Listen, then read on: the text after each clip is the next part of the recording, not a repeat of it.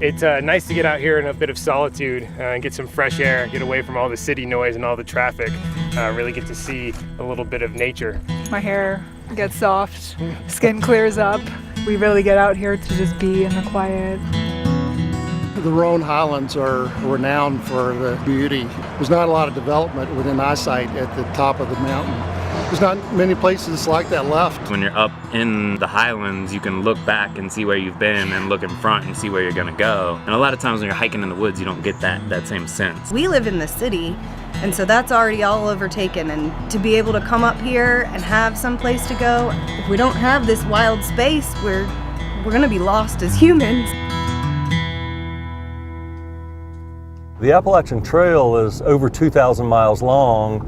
A lot of that is in the woods, but this section here in the highlands of Roan, it crosses 17 miles of grassy balls. So you have amazing views through this section. I'm Jay Lutze. I'm the board president of Southern Appalachian Highlands Conservancy. It's taken decades and multiple partners to put the Appalachian Trail in its optimal location. So you're always trying to buy the tract of land that gives the best view, that gives the best hiking experience. So this is Hump Mountain, and the Appalachian Trail is right at the top of that ridge. I work for an organization that takes financial risks. When we see a conservation need, we're driven to buy the property to protect a national park or a national forest. So this is the property we purchased. That's 324 acres, and that corner is there. You can see it comes right up within 110 feet of the Appalachian Trail. So you can imagine if this were a neighborhood, you'd be hearing voices and dogs barking and televisions. It's too close for comfort for hikers. We went ahead and jumped off a cliff and borrowed $1 million to buy the property.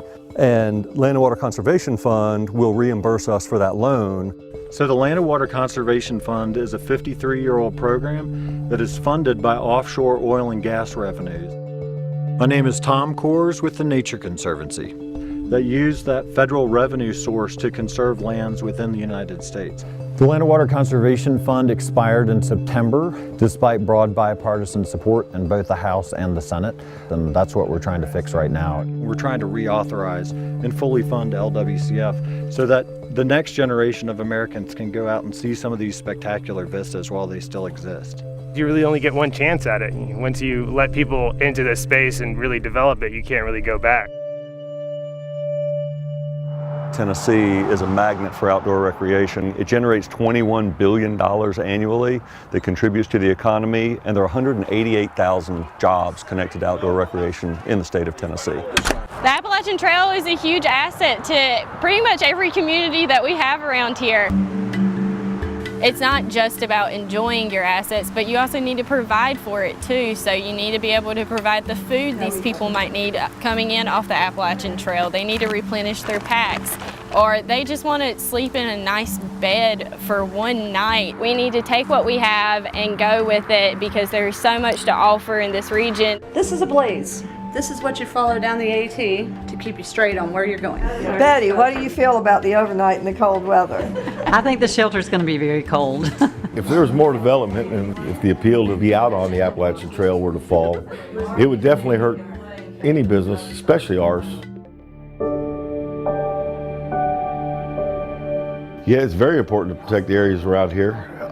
They need to keep acquiring that land because otherwise somebody's going to build something there. I want to have a place for my kids to be able to come and their kids to be able to come. So it's hugely important. We're ready. If this area was developed like a lot of other places are, then it would be gone forever. Because once it's developed, you're not going to get it back. You can imagine what this would look like with roads carving it up and houses dotting the ridgeline instead of the Appalachian Trail, and those are the stakes. So this is a Land and Water Conservation Fund success story. The Land and Water Conservation Fund is something that has been taken for granted across the country, and we're working on getting local communities to voice to their members of Congress why it's so important. Without the Land and Water Conservation Fund, many places that we enjoy would not exist. It's part of our cultural and conservation DNA, and it's an essential fabric of our American society.